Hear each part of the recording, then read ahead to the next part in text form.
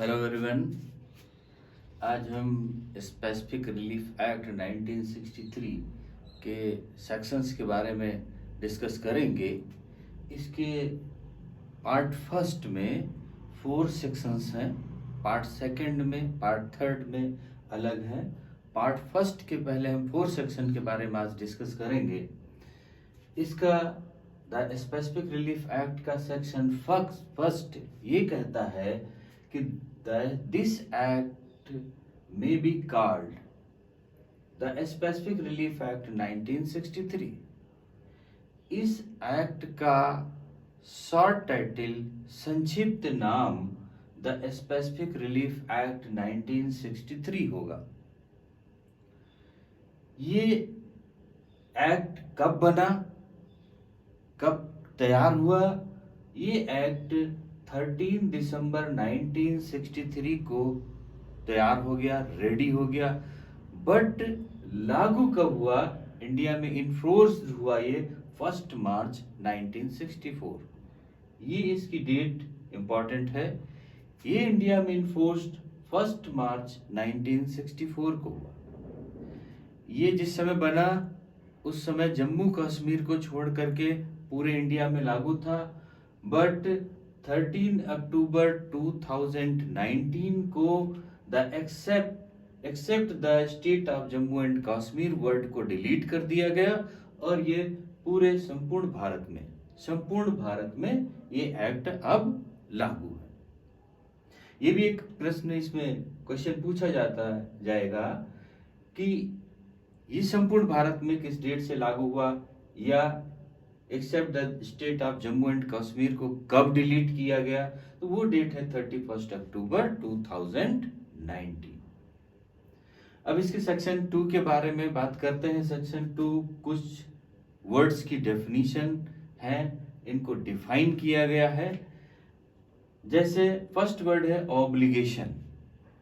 Obligation means includes every duty enforceable by law. ये obligation का meaning है। Second word है सेटलमेंट। सेटलमेंट की मीनिंग क्या है? Settlement means an instrument whereby the destination or devolution of successive interest in movable or immovable property in disposed of or is agreed to be disposed of. Settlement की meaning है। ये word civil word है, इनको हम documents में use करते हैं, इसलिए उनको इसमें डिफाइन किया गया है। Third word trust. Trust word की डेफिनेशन, ट्रस्ट शब्द की परिभाषा द इंडियन ट्रस्ट एक्ट 1882 के सेक्शन 3 में डिफाइन किया गया है। इसको वहां से पढ़ेंगे। ट्रस्टी, ये फोर्थ वर्ड है ट्रस्टी। ट्रस्टी को includes every person holding property in trust. जो ट्रस्ट की प्रॉपर्टी है उसमें जो पर्सन्स उसको होल्ड करते हैं उसको हम ट्रस्टी बोलते हैं। इसके कुछ और वर्ड हैं जिनको हम द इंडियन कॉन्ट्रैक्ट एक्ट 1872 में पढ़ेंगे और उसको हम जानेंगे। इसका सेक्शन 3 कहता है the Indian contract act 1872 and the Indian registration act 1908। In acts के जो भी प्रोविजंस हैं उन प्रोविजंस को लागू करने के लिए, उनको इम्प्लीमेंट करने के लिए द स्पेसिफिक रिलीफ एक्ट 1963 है। इस एक्ट के द्वारा इसके जो भी प्रोविजंस हैं उनका हम बेनिफिट लेते हैं। उनके बारे में कैसे कराया जाएगा वो द स्पेसिफिक रिलीफ एक्ट के बारे में द स्पेसिफिक रिलीफ एक्ट 1963 बताता है। सेक्शन 4 इसका बताता है specific relief to be granted only for enforcing individual civil rights and not for enforcing penal laws. ये जो एक्ट है द स्पेसिफिक रिलीफ एक्ट 1963, ये केवल सिविल राइट्स में काम करता है। ये पीनल लॉज, क्रिमिनल लॉज के लिए लागू नहीं है, ये उसमें वर्क नहीं करता। ये केवल सिविल राइट्स के लिए, इसको याद रखना, ये अक्सर आता है कि स्पेसिफिक रिलीफ एक्ट किस में लागू है, सिविल में या क्रिमिनल में, तो ये ओनली सिविल राइट्स में लागू है।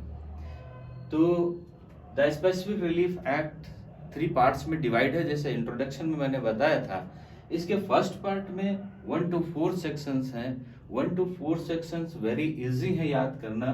फर्स्ट सेक्शन में इसका short name the specific relief act 1963 होगा। ये कंस्ट्रक्ट कब हुआ, 13 दिसंबर 1963 को। ये इन्फोर्स्ड इंडिया में कब हुआ, 1 मार्च 1964 को।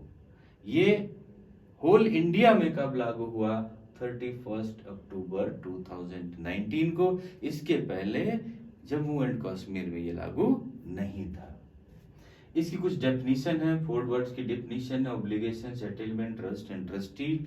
Trust the Indian trust act 1882 के सेक्शन 3 में डिफाइन किया गया है। ट्रस्टीज जो प्रॉपर्टी में अपना होल्ड रखते हैं उनको हम ट्रस्टी बोलते हैं।